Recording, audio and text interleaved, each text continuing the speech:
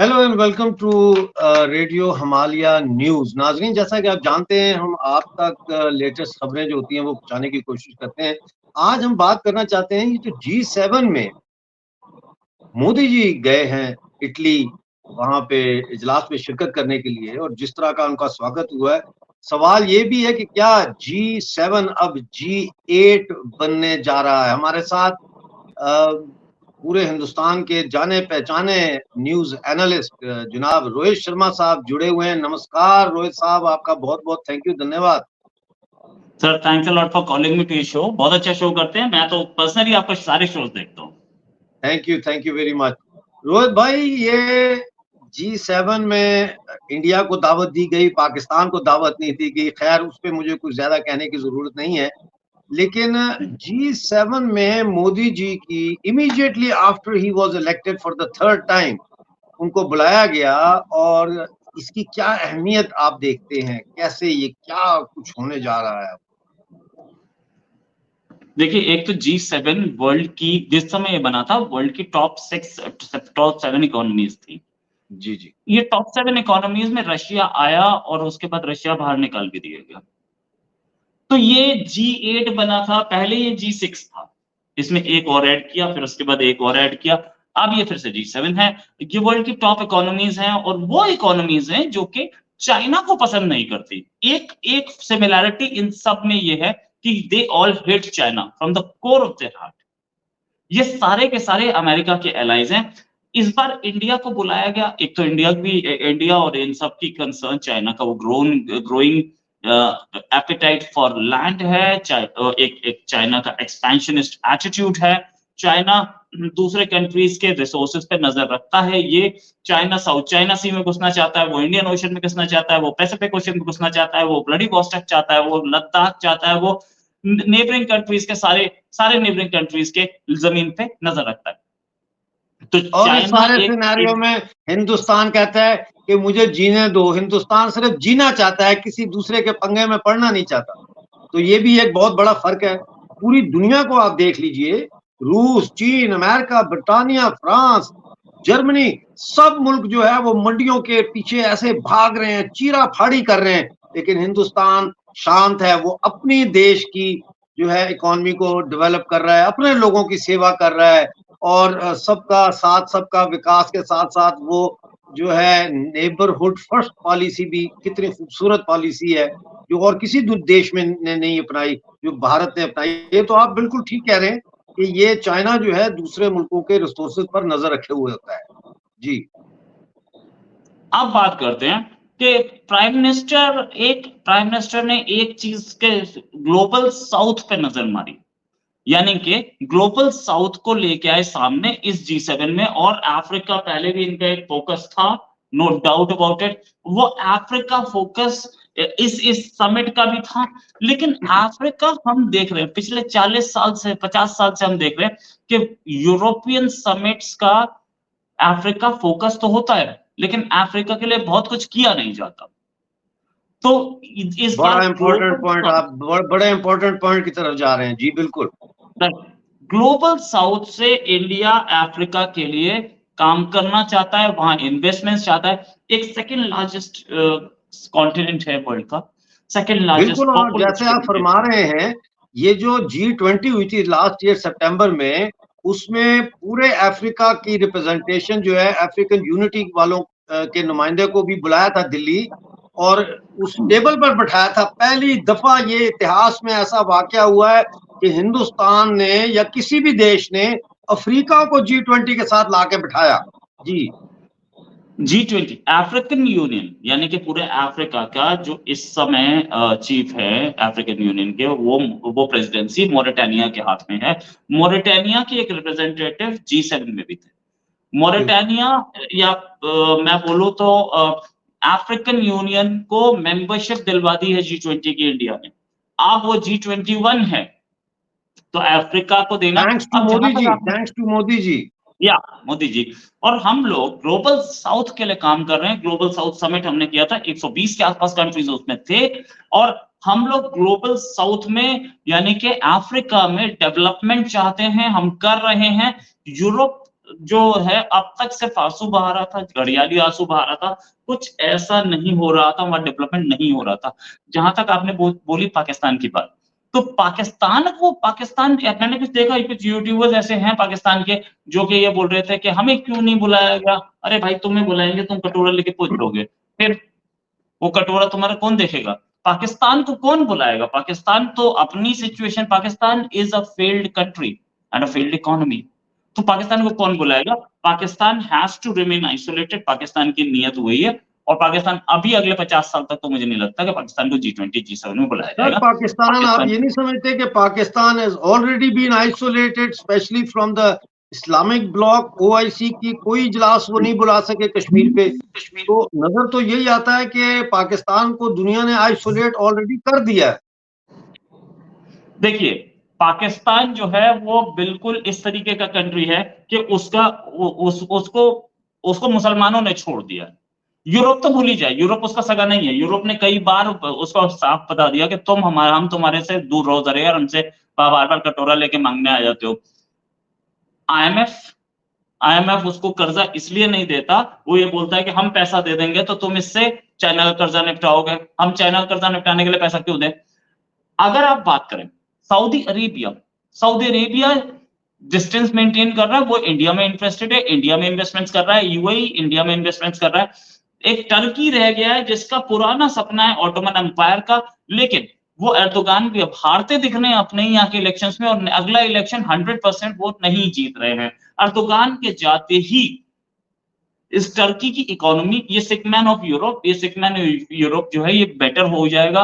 और टर्की एक ऐसा घटिया कंट्री जिसके पास कुछ नहीं है, खाने के लिए नहीं है, लेकिन वो सपने लेता है कि मैं मुस्लिम उम्मा का राजा बन जाऊंगा, मैं ये बन जाऊंगा, मैं वो बन जाऊंगा। आगे बात कर रहे हैं तो बाकी कौन से कंट्रीज ऐसे हैं?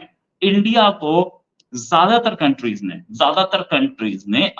ज्यादा मुस्लिम कंट्रीज ने अपने यहाँ पे हमारे प्राइम मिनिस्टर को बुलाया है, हमारे से अच्छे रिलेशंस हैं, और जब आता है बात पाकिस्तान और इंडिया की, दे सपोर्ट इंडिया, ये है।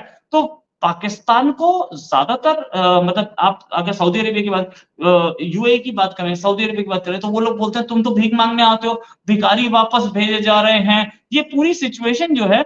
और इंडिया से वो कहते हैं यहाँ से तो अरबपति आते हैं, ये आकर के पाम जुमेरा में मकान खरीद रहे हैं, ये आके बुर्ज खलीफा में मकान खरीद रहे हैं। तो एक फर्क है, बड़ा फर्क है इकोनॉमी का। भाई अब तो ये हज के मौके पर खाना काबा के अंदर जाके भीख मांग रहे हैं।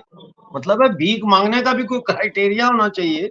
ये तो उस अपनी सबसे जो मुसलमानों की मुकद्दस जगह है वहां जाके भीख मांग रहे हैं लोग, पाकिस्तानी हज वीजा लगवा के।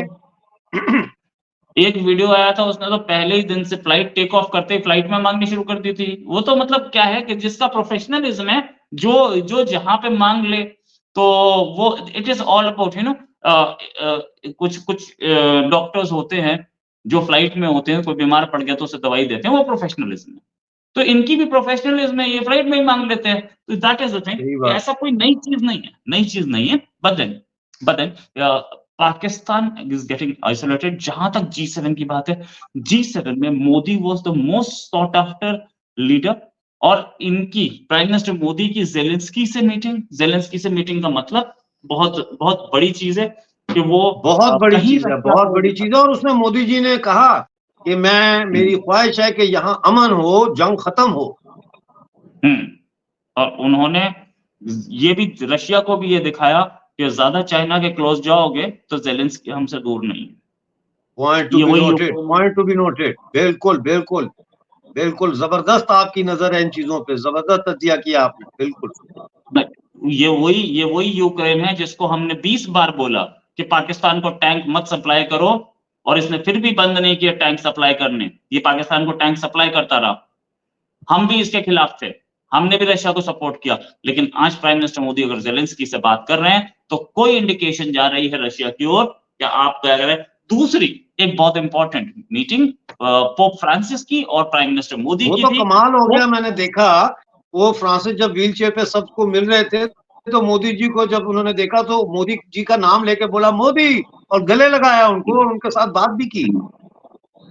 अब पोप फ्रांसिस वैसे तो एक छोटा सा 3 किलोमीटर का एरिया है, उसके प्रेसिडेंट हैं, या उसके head of the Vatican, state हो, जी जी, वेटिकन सिटी, और कोई बहुत बड़ी इकोनॉमी भी नहीं है, लेकिन वो आदमी 120 करोड़ 150 करोड़ के आसपास लोगों का राजा है।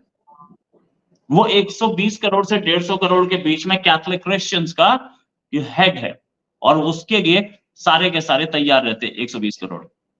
उस आदमी बिल्कुल। की, इंडिया की एक एम्बेसी है वॉशिंगटन में, 2 कॉन्सुलेट्स हैं।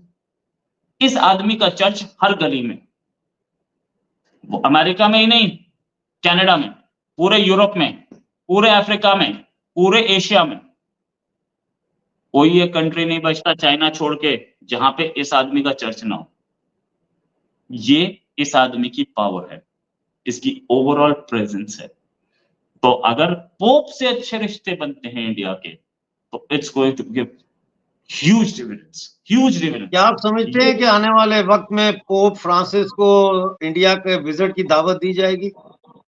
पोप फ्रांसिस इससे पहले भी पोप आए हैं, ऐसा नहीं है कि पोप नहीं आए हैं, कई बार आए हैं इंडिया विजिट हुआ है पोप्स का। लेकिन ये है कि इस समय हम देख रहे हैं कि पोप के विजिट से ज्यादा अगर हमारे और पोप के या वेटिकन की दोस्ती बढ़ती है, तो ये इंडिया के लिए बहुत अच्छा होगा। ये वेटिकन की, अमेरिका जो कि एक प्रोटेस्टेंट कंट्री है, वो कभी भी किसी प्रेसिडेंट ने विजिट नहीं किया था वेटिकन। पहले प्रेसिडेंट जिन्होंने विजिट किया था वेटिकन वो जॉन फिट्जजेराल्ड केनेडी, हिमसेल्फ कैथोलिक। 2 ही कैथोलिक प्रेसिडेंट हुए अमेरिका में आज तक, जॉन एफ केनेडी और जो बाइडेन। एक पार्टी है जो रिपब्लिकन पार्टी है, जिसका नाम वेस्ट हुआ करता था, व्हाइट एंग्लो सैक्सन प्रोटेस्टेंट, मतलब प्रोटेस्टेंट्स इतने हावी थे वहां पे। जब वॉशिंगटन एक कैपिटल बन रही थी, उन्होंने एक पत्थर दिया था पोप ने कि इसको अपनी कैपिटल में लगा लेना। उस पत्थर को चप्पलों से मार करके नदी में फेंक दिया गया। इतनी नफरत थी कैथलिक्स के लिए। लेकिन उसके बाद पहले प्रेसिडेंट जॉन एफ कैनेडी, दूसरे प्रेसिडेंट कार्टर, जिन्होंने वेटिकन विजिट किया, और उसी समय समझाया पोप ने कि मेरा चर्च हर गली में है, तो मुझसे नहीं दूर जा सकते। और उसके बाद सोवियत यूनियन में कम्युनिज्म 10 साल में खत्म हो गया। This is the power of pope. और अगर हम पोप से दोस्ती कर रहे हैं, प्राइम मिनिस्टर मोदी के मैंने नहीं देखा इससे पहले कोई प्राइम मिनिस्टर की इतनी अच्छी मीटिंग हुई हो पोप से। ज़ेलेंस्की, पोप, ये 2 शिफ्ट है, रेडिकल शिफ्ट है इंडियन पॉलिसी में, और ये आगे आने वाले कई साल तक बताएगा पूरी वर्ल्ड को कि इंडियन फॉरेन पॉलिसी क्या है। और ज़ेलेंस्की के साथ ऐसा नहीं है प्राइम मिनिस्टर ने कहीं चलते हुए बात कर ली, हेलो हाय हाउ यू, क्या खाना कैसा था, नो, पूरी मीटिंग हुई है। वहां पे जयशंकर साहब भी थे, और ज़ेलेंस्की की पूरी टीम थी, और प्राइम मिनिस्टर की पूरी टीम थी।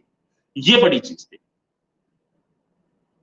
बहुत जबरदस्त है। अब देखते हैं कि क्या इंडिया को इनफॉर्मली तो ऑफ कोर्स सारे यही तस्वर करते हैं कि वो G7 का हिस्सा है, लेकिन प्रॉपर फॉर्मली इंडिया G8 में कब बनाता है G7 को, और कब फॉर्मली G7 में शामिल होते हैं?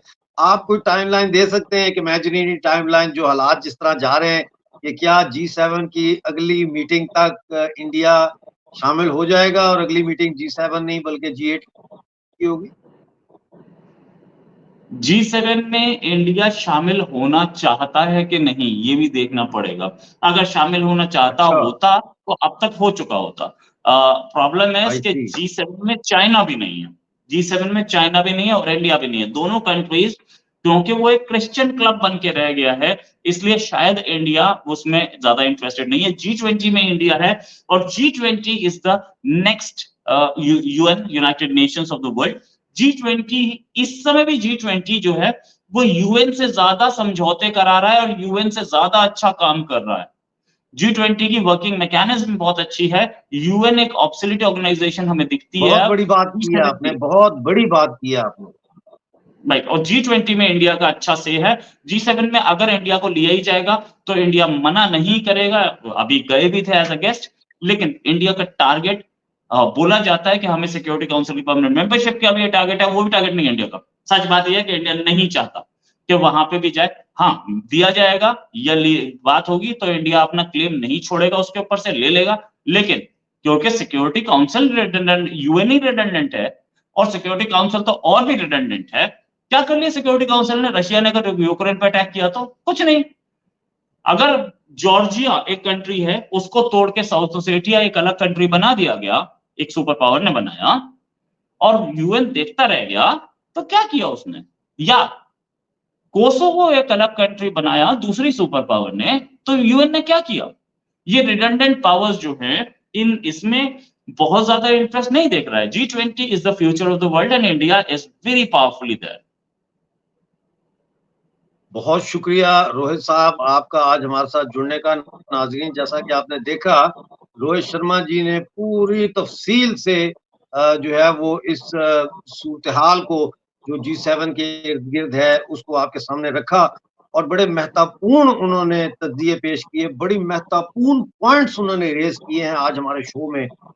और ये हमारी खुशकिस्मती है कि रोहित शर्मा जी हमारे शो में तशरीफ लाए और हमारे शो को चार चांद उन्होंने लगाए।